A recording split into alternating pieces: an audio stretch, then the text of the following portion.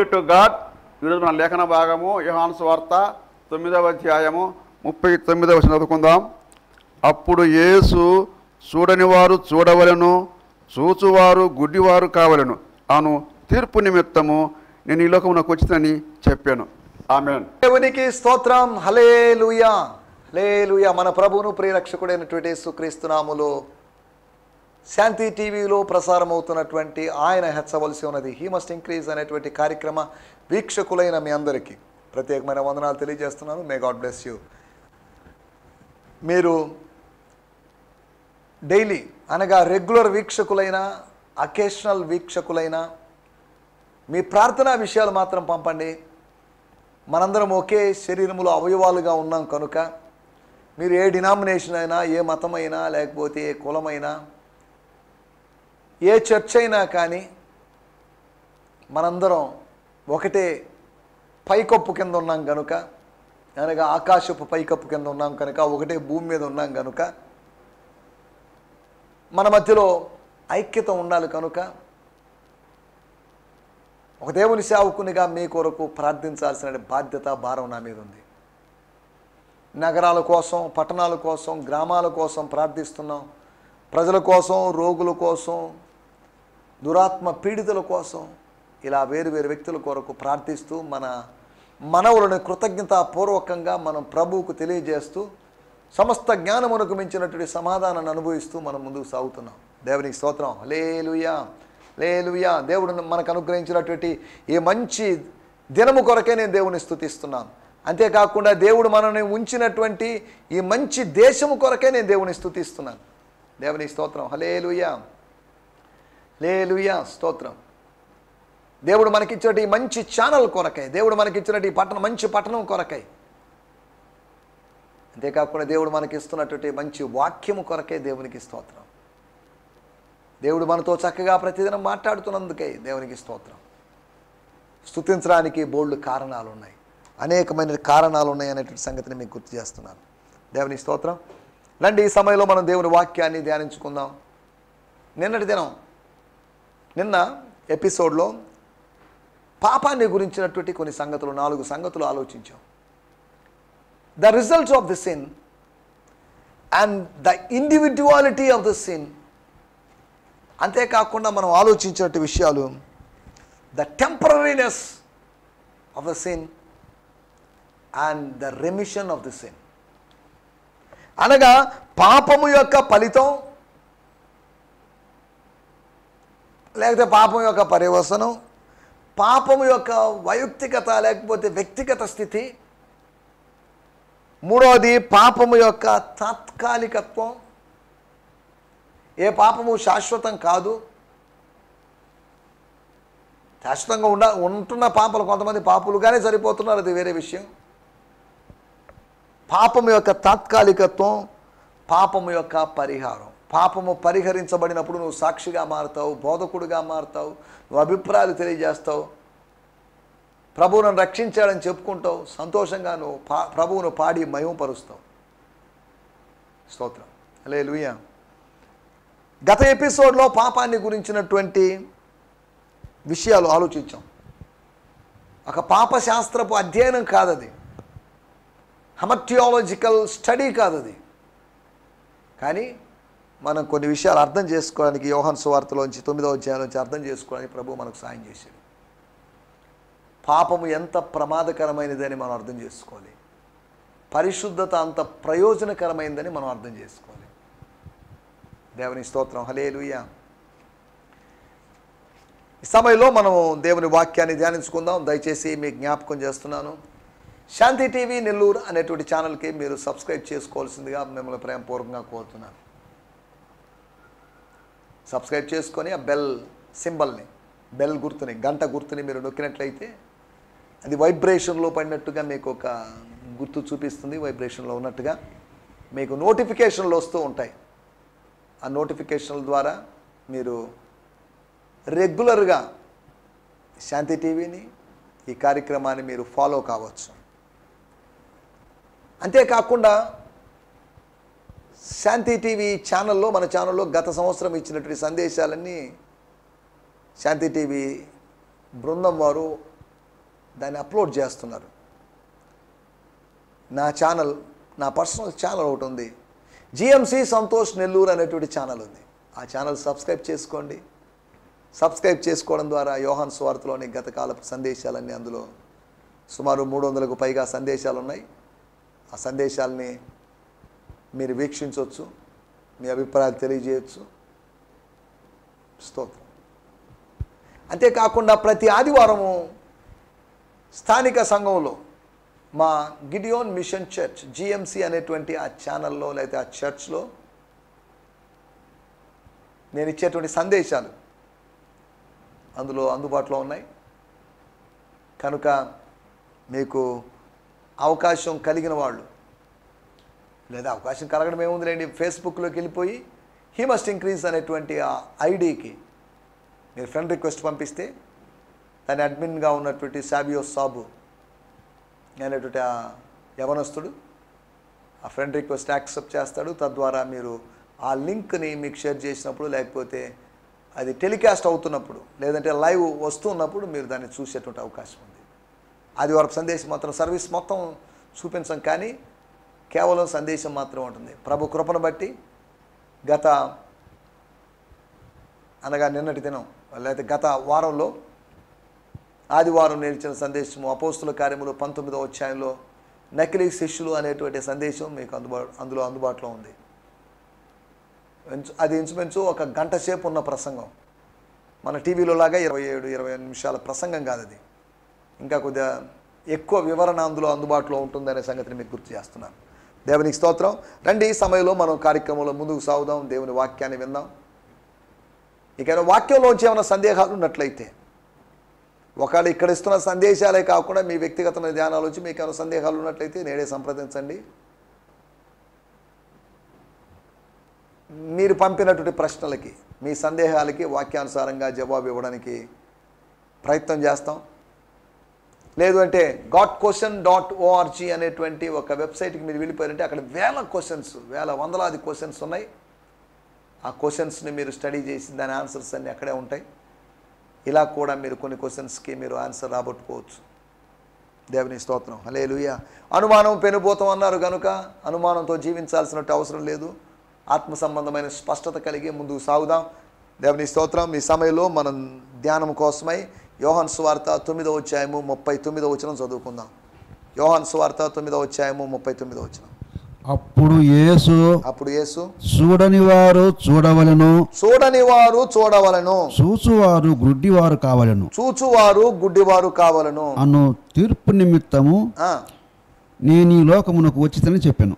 Yes, యేసు ప్రభు ఈ లోకానికి ఎందుకు వచ్చాడు? ఏదో బై మిస్టేక్ రావడం కాదు. ఆయన బై మిస్టేక్ వస్తే అది వేరుగా ఉంటుంది, కానీ ప్లాన్డ్గా వచ్చాడు. తండ్రి అయిన దేవుడు ప్లాన్ చేశాడు. ఆ ప్లాన్ని అనగా ఆ ప్రణాళికని కుమారుడైనటువంటి దేవుడు ప్రాయోగికం చేశాడు, ప్రాక్టికల్ చేశాడు. దాన్ని పరిశుద్ధాత్మ దేవుడు దాన్ని గురించి ప్రజలకు బోధిస్తూ ఉన్నాడు. తండ్రి కుమార పరిశుద్ధాత్ములు ఏం చేస్తున్నారు? వాళ్ళు నిద్రపోతూ కునుకుతూ ఉన్నారని కాదు, వాళ్ళు అలా చేసేవాళ్ళు కాదు. వాళ్ళు అంటున్నప్పటికీ వారు, లేకపోతే ఆయన, మొదటి ఆయన, రెండో ఆయన, మూడో ఆయన, నెంబర్ 1, నెంబర్ 2, నెంబర్ 3. సరే, ఇలా విభజన కూడా చేయకూడదు, అది కరెక్ట్ కాదు. మనం సౌలభ్యం కోసం అలా విభజించుకున్నామంతే. స్తోత్రం. హల్లెలూయా. యేసు ప్రభు ఎందుకు వచ్చాడు చాలామంది తెలియదు. బైబిల్లో సుమారు 10కి పైగా రీజన్స్ అందులో రాయబడ్డాయి. యేసుప్రభు ఈ లోకానికి ఎందుకు వచ్చాడు? ఒక షార్ట్ టర్మ్ మిషనరీగా, లేదా ఒక యవనస్తుడిగా తను జీవించి చనిపోవడానికి వచ్చాడు? ఏంటి దాని వెనకాల ఉద్దేశం ఏంటి? 3.5 సంవత్సర కాలపు షార్ట్ సేవ చేయడంలో ఆయన ఉద్దేశం ఏంటి అనేటువంటి విషయాలన్నీ మనం సువార్తల్లో మనం చదివితే అర్థం చేసుకోగలం. ఇక్కడ రాయబడినట్టు ఒక ఉద్దేశం, నేను ద ప్యాషన్ ట్రాన్స్లేషన్ TPT అనేటువంటి తర్జుమాలో, ఇంగ్లీష్ తర్జుమాలో బ్రయాన్ సిమ్మన్స్ గారి తర్జుమాని చదువుతాను. తర్వాత నాతో పాటు ఈరోజు స్టూడియోకి వచ్చి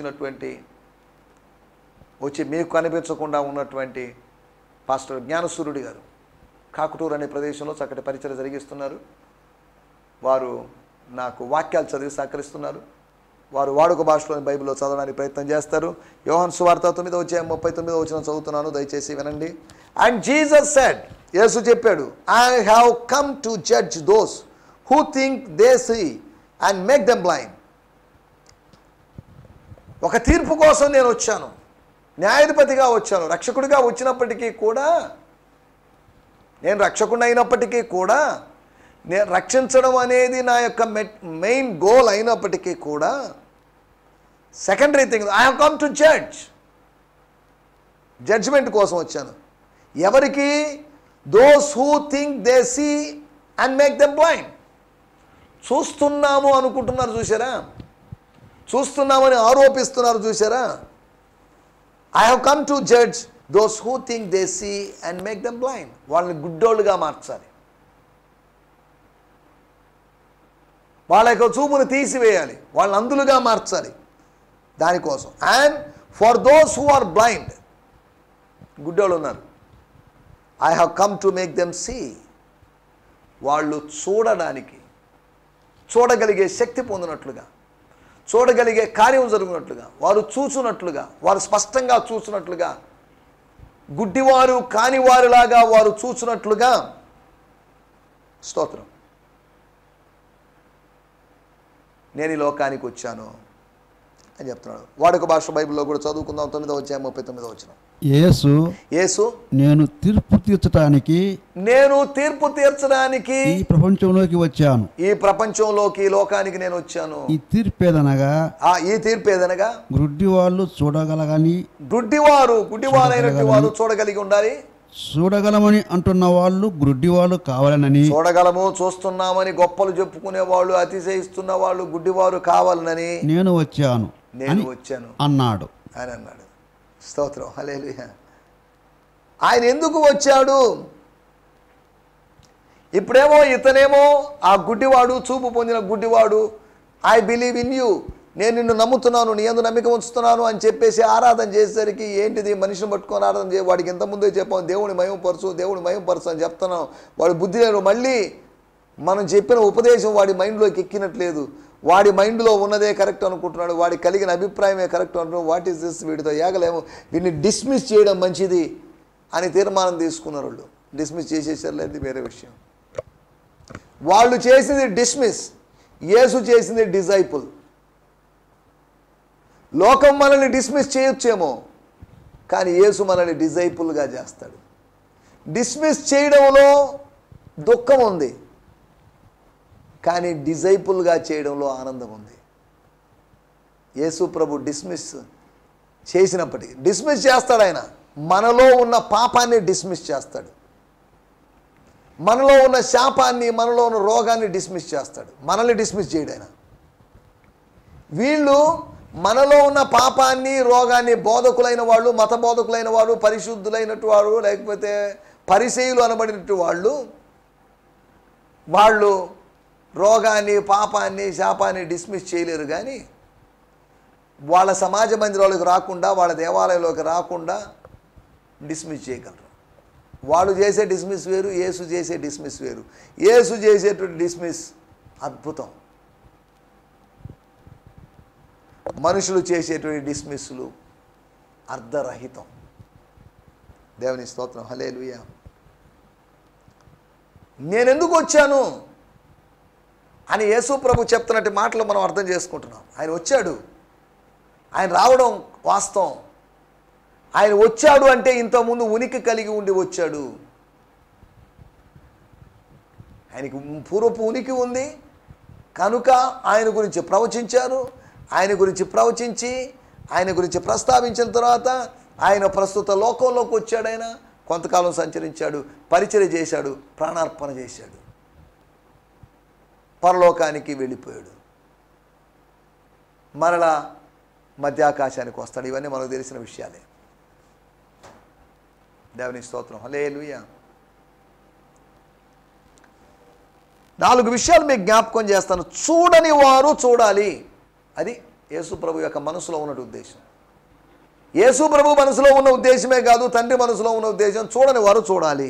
మన టైటిల్ కూడా చూడని వారు చూడవలను. స్తోత్రం, హల్లెలూయా, స్తోత్రం. అనగా లెట్ ద బ్లైండ్ సీ. గుడ్డివారు చూడాలి. గుడ్డివారు ఎట్లా చూస్తారండి? గుడ్డివారు గుడ్డివారుగానే ఉండాలి అని లోకం అనుకుంటుంది. గుడ్డివారు గుడ్డివారుగా ఉండాలి అని మతం అంటుంది. కానీ గుడ్డివారు చూడాలని ప్రభు అంటున్నాడు. ఆత్మ సంబంధమైన గుడ్డివారు చూడాలి, భౌతిక సంబంధమైన గుడ్డివారు చూడాలి, మానసికమైన గుడ్డివారు చూడవలను. నువ్వు ఏ గుడ్డితనములో ఉన్నా కానీ నువ్వు చూడగలిగి ఉండాలి. గుడ్డివాడుగా ఉండి తడవులాడడం దేవుని చిత్తం కాదు. కానీ గుడ్డితనాన్ని కోల్పోయి గొప్పగా జీవించడం, దేవుని గణపరుస్తూ ముందుకు సాగడం అనేది దేవుని నీ దగ్గర నుంచి కోరుకున్నట్టు విషయం. స్తోత్రం, హల్లెలూయా. మనం ఆలోచిస్తున్న విషయాల్లోకి వచ్చేద్దాం. చూడని వారు చూడాలి. ఏం చూడాలి? మనం చూడాల్సినటువంటి 4 విషయాలు మీకు జ్ఞాపకం చేస్తాను. చాలా విషయాలు ఉన్నాయి, కానీ 4 ప్రాముఖ్యమైన విషయాలు. ఆత్మ సంబంధంగా ప్రతి మానవుడు పాపం చేసి అంధకారంలో ఉన్నాడు, అంధత్వంలో ఉన్నాడు. ఏ భేదం లేదు, అందరూ పాపం చేశారు. కన్ను పోయింది అనగా సంసోను చూపును పోగొట్టుకున్నట్టుగా పోగొట్టుకున్నాం మనం.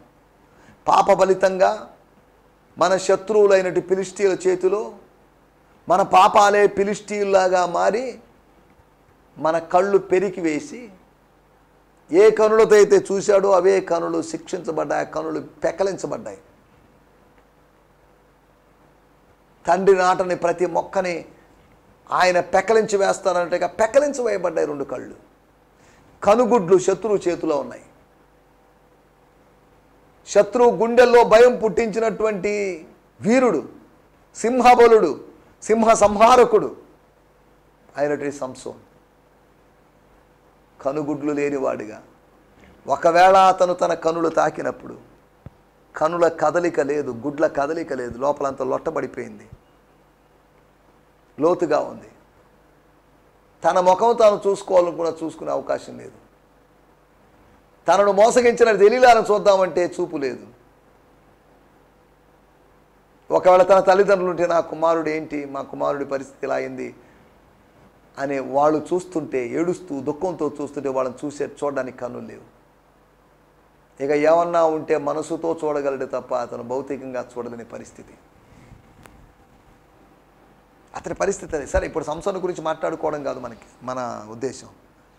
ఒకటి, మనం ఏం చూడాలి అంటే యోహాను సువార్త 1వ అధ్యాయము 50వ వచనంలో మనం గమనిస్తే దేవుడు అనగా దేవుని కుమారుడైన యేసు అందుకు యేసు ఆ అంజూరపు చెట్టు క్రింద నిన్ను చూచితినని నేను చెప్పినందువలన నీవు నమ్ముచున్నావా? అంజూరపు చెట్టు, బదరికి వృక్షమో లేదా ఏ వృక్షమో ఎక్కడున్నా నాకు అనవసరం, నేను చూశాను, నేను ముందుగా చూశాను. I saw you in advance. ముందుగా చూశాను, నేను ఎప్పుడో చూశాను. I saw you earlier. వీటికంటే గొప్ప కార్యములు చూతువని అతనితో చెప్పాను. వీటికన్నా గొప్ప కార్యములు నా ద్వారా చెప్పబడిన, నా ద్వారా చేయబడినటువంటి గొప్ప కార్యాలు చూస్తావు. యేసు ద్వారా చెప్పబడినటువంటి గొప్ప కార్యాలను చూస్తాం. వాగ్దానం, ప్రామిస్ కార్డులో ఉంటుందో లేదో మరి తెలియదు నాకు. లేకపోతే నెల వాగ్దానము, సంవత్సర వాగ్దానంగా, సంఘ వాగ్దానంగా దీన్ని ఎప్పుడైనా పెట్టుకున్నారో లేదో మరి నాకు తెలియదు. యేసు ప్రభు నతనీయులతో కాదు, మనతోనే చెప్తున్నాడు అనుకుందాం. అతని యందు ఏ కపటము లేదు, కపటము లేనటువంటి నతానీయులతో. ఈ రోజులో కపటమున్న నతానీయులులాగా మనం ఉన్నాం. కపటము లేని నతానీయులుగా నువ్వు ఉన్నప్పుడు స్తోత్రం, హల్లెలూయా. దేవుడు నీకు వాగ్దానం చేస్తున్నాడు. గొప్ప కార్యాలు చూస్తావు, దైవ కార్యాలను చూస్తావు, స్వర్గ కార్యాలు చూస్తావు. ఒకటి, నంబర్ 1, మొట్టమొదటి విషయం, ఆత్మ సంబంధమైన అందులు ఎవరైనప్పటికీ దేవుని కృపను బట్టి కళ్ళు తెరవబడి, ఆత్మ సంబంధమైన అందులకి ఈ భౌతికమైన అందుడి మీద ఉంచబడినట్లుగా మట్టి ముద్దను తీసుకొనో లేదా బంకమట్టి చేసి లేదా బురద చేసి వాడి కనులకు పోయాల్సిన అవసరం ఏమీ లేదు. మాట ద్వారా మూయబడినటువంటి ఈ యుగ సంబంధమైన దేవత లేకపోతే ఈ యుగ సంబంధమైన దేవత గుడ్డితనం కలుగు చేసింది. ఆ గుడ్డితనాన్ని తొలగించగలడు దేవుడు. స్తోత్రం. కళ్ళలోంచి పొరల వంటివి రాలగలవు. స్తోత్రం, హల్లెలూయా. మనం ఆలోచిస్తున్నట్టు మాట, మొట్టమొదటి మాట, దేవుని కార్యాలను చూడాలి. We should see the works of God. గుడ్డివారుగా మొన్న మనం చూడాలి. రెండో విషయాన్ని నేను మీకు జ్ఞాపకం చేస్తాను. 119వ కీర్తన 18వ వచనం. నేను నీ ధర్మశాస్త్రమునందు ఆశ్చర్యమైన సంగతులను చూచునట్లు, నీ ధర్మశాస్త్రములో ఆశ్చర్యకరమైన సంగతులు చూచునట్లుగా నా కన్నులు తెరువుము. నా కన్నులు తెరువుమయ్యా. Lord, open my eyes. నా కళ్ళు తెరువు. నాకు కళ్ళు మళ్ళా అనుగ్రహించమని సంసోను అనలేకపోయాడు. అనుగ్రహించమంటే దేవుడు అనుగ్రహించుండేవాడు. ఇప్పుడు కనులు కదా, ఒక్కసారి నన్ను జ్ఞాపకం చేసుకో అని సంసోను చేసిన ప్రార్థన మనం చూసాం. Open my eyes to see the miracle wonders hidden in scripture. నీ ధర్మశాస్త్రములో అనగా దాగి ఉన్నటువంటి, గుప్తమైనటువంటి, హిడెన్ ఇన్ స్క్రిప్చర్, లేఖనాల్లో ఉన్నటువంటి దాగినటువంటి వాటిని చూసినట్లుగా. Miracle wonders hidden in, miracle మరియు వండర్స్, అద్భుతాలు మరియు ఆశ్చర్యాలు. నా కనులు తెరువు. ఎలాగంటే మిరకిల్ వండర్స్ స్క్రిప్చర్లో దాగి ఉన్న వాటిని, లేఖనాల్లో దాగి ఉన్న వాటిని చూసినట్లుగా, ధర్మశాస్త్రములో దాగి ఉన్న వాటిని చూసినట్లుగా. అనగా మోషే ధర్మశాస్త్రంలో ఆదికాండము, నిర్గమకాండము, లేవికాండము, సంఖ్యాకాండము, ద్వితీయోపదేశకాండము, ఈ 5 పుస్తకాల్లో రాయబడిన మాత్రమే నేను చూడగలుగునట్లు అని కాదు. దైవావేశం వలన కలిగిన ప్రతి లేఖనం అది దైవశాస్త్రము, ధర్మశాస్త్రం. దేవుని స్తోత్రం. దాంట్లో ఉన్నటువంటి మరుగైనటువంటి సంగతులు, మామూలు సంగతులు కాదు, ఆశ్చర్యకరమైన సంగతులు. దేవుని స్తోత్రం, హల్లెలూయా. విశ్వాసి ఉదయకాలం ధ్యానం చేస్తున్నప్పుడు ఒక ప్రత్యేకమైన నిర్దిష్టమైన వాక్య భాగంలో నుంచి ఆశ్చర్యకరమైన సంగతులను చూడాలి. భక్తుని యొక్క ప్రార్థన అది. అలాగైతే మన ప్రార్థన కూడా అదే ఉండాలి. ప్రభువా, ఈ ధర్మశాస్త్రం ఆశ్చర్యకరమైన సంగతులు గ్రహించినట్లు నా కన్నులు తెరువుము. ప్రతిరోజు అడుగుదాం. బైబిల్ ధ్యానానికి ముందు మనం అడుగుదాం, నా కన్నులు తెరువయ్యా అని అడుగుదాం. దేవుడు అట్టి కృపను మనకు అనుగ్రహిస్తాడు. మూడో విషయాన్ని నేను మీకు జ్ఞాపకం చేస్తాను. పేతురు రాసినటువంటి మొదటి పత్రిక, 1 పీటర్ 3వ అధ్యాయము 10వ వచనం. హల్లెలూయా. జీవమును ప్రేమించి మంచి దినము చూడగోరువాడు చెడ్డదాని పలకకుండా తన నాలుకను కపటపు మాట చెప్పకుండా తన పెదవులను కాసుకోవలను. ఏం చేయాలంట? ఏదో చేశాడు, చెప్పాడు, కానీ ఏం చూడాలనుకున్నవాడు? స్తోత్రం. For the scriptures tells us, whoever wants to embrace the true life and find beauty in each day must stop speaking evil, hurtful words and never deceive in what they say. Always turn from what is wrong and cultivate what is good. మంచి దినములు చూడగోరువాడు. ప్రతి ఒక్కరికి ఆశ మంచి రోజులు చూడాలి. మంచి రోజు ఏదన్నట్టు చెప్పండి అంటారు. మంచి దినములు చూడగోరువాడు. దేవుని స్తోత్రం, హల్లెలూయా. నీ నా జీవితంలో మంచి దినాలు చూడాలి, అది దేవుడు కోరుకుంటున్నాడు. అక్కడ మరణాలు జరగవచ్చు, కష్టాలు జరగవచ్చు, నష్టాలు రావచ్చు, యాక్సిడెంట్స్, ఇంకేదైనా జరగవచ్చు. అయినప్పటికీ మంచి దినాలు, ప్రతి దినం మంచి దినంగా ఉండాలి నీకు. మంచి దినాల్ని, మూడో విషయం, మనం చూడాల్సినవి దివ్యమైన దినాలు. ఈ భూమి మీద చూడకపోవచ్చు. భూమిని విడిచిన తర్వాత, భారతదేశాన్ని విడిచిన తర్వాత, బ్యూలా దేశానికి వెళ్ళిన తర్వాత, పరలోకానికి వెళ్ళిన తర్వాత అక్కడ మనం దివ్యమైనటువంటి, అంతము లేనటువంటి దినములను మనం అనుభవిస్తాం. యుగ యుగాలు మనం ప్రభుతో పాటు ఉంటాం. మూడో విషయము, దివ్యలోకములో, దివ్య నగరములో దివ్యమైన దినములు అనుభవిస్తాం మనం. దినములు మాత్రమే కాదు, వారములు, మాసములు, సంవత్సరములు. సూర్యుడు లేడు, చంద్రుడు లేడు కనుక ఇవేం లేవనుకోండి. కాలమానం వేరుగా ఉంటుంది, టైమింగ్ వేరుగా ఉంటుంది. దేవుని స్తోత్రం, హల్లెలూయా. నిత్యత్వపు సమయం అది, క్రోనోస్. అది మానవ సమయము, అది కైరోస్. మానవ సమయం క్రోనోస్. సరే, దేవుని స్తోత్రం, హల్లెలూయా. దివ్య దినమును చూడాలి. నాలుగో విషయాన్ని నేను మీకు జ్ఞాపకం చేస్తాను. ప్రకటన గ్రంథము 22వ అధ్యాయము 4వ వచనం. ఆయన దాసులు ఆయన దాసులందరూ స్వర్గంలో ప్రవేశించిన ఆయన దాసులందరూ ఆయనను సేవిస్తూ ఆయనను మాత్రమే సేవిస్తూ దేవదూతలను సేవిస్తూ 24 పెద్దలను సేవిస్తూ 4 జీవులను సేవిస్తానే కాదు ఆయన మాత్రమే సేవిస్తూ స్తోత్రం. ఆయన ముఖదర్శనం చేయుచుందురు, ఆయన నామము వారి నొసలో యందుండును. చాలేదు sir. They will always see his face and his name will be on their foreheads. They will always see his face. దైవ ముఖమును చూడాల్సినవి దైవ కార్యాలను చూడాలి. రెండోది ధర్మశాస్త్రంలో ఆశ్చర్యకరమైన సంగతులు చూడాలి. మూడోది దివ్యమైన దినములు చూస్తాం. నాలుగవదిగా దేవుని ముఖము చూడాలి. ద ఫేస్ ఆఫ్ గాడ్ అనగా దేవుణ్ణి చూడడం, దైవ సాన్నిధ్యాన్ని అనుభవించడం, దేవుని సన్నిధిలో ఉండడం. ఆదికాండము 32వ అధ్యాయం 30 వచనంలో మనకు తెలిసినట్లుగా నేను ప్రభువు ముఖాన్ని చూశాను, దేవుని ముఖాన్ని చూశాను, నేను దేవుని చూశాను. యాకోబు నేను ముఖాముఖిగా ఫేస్ టు ఫేస్ అయినను ముఖాముఖిగా మాట్లాడాడు మోషేతో. ముఖాముఖిగా యాకోబు దేవుని చూశాడు. ఆయనను నా ప్రాణము దక్కినదని ఆ స్థలము నాకు పెనుయేలు పేరు పెట్టాడు. పెనుయేలు అనగా ద ఫేస్ ఆఫ్ గాడ్, దేవుని యొక్క ముఖం. దేవుని ముఖాన్ని చూడాలి అనగా దైవ సన్నిధిలో ఉండాలి, నిత్యత్వంలో ఉండాలి. దేవుని స్తోత్రం, హల్లెలూయా. నా మాటలు ముగిస్తున్నాను. 4 విషయాలు మీకు జ్ఞాపకం. దైవ కార్యాలను చూడాలి మనం.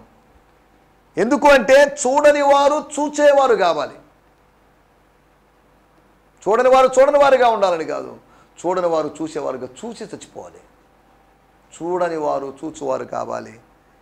దైవ కార్యాలను చూడాలి, ధర్మశాస్త్రంలో ఆశ్చర్యకరమైన సంగతులు చూడాలి, దివ్య దినాలను చూడాలి, దైవికమైన ముఖాన్ని చూడాలి. స్తోత్రం. ఈ 4 విషయాలు మనం చూసుకుంటూ మనం ముందుకు సాగుదాం. అలా చూడగలిగేటువంటి కృప దేవుడు మనకందరికీ అనుగ్రహించునుగాక. ఒకవేళ మనం చూడని వాళ్ళుగా ఉన్నాం, చూచేవారుగా మారడానికి, అలా మార్పు మనలో జరిగించడానికి ప్రభు సిద్ధంగా ఉన్నాడు. స్తోత్రం, హల్లెలూయా. చూడని వారుగా ఉన్న నీవు నేను చూచేవాళ్ళుగా ఉండడానికి ప్రభు మనకందరికీ సాయం చేయనుగాక.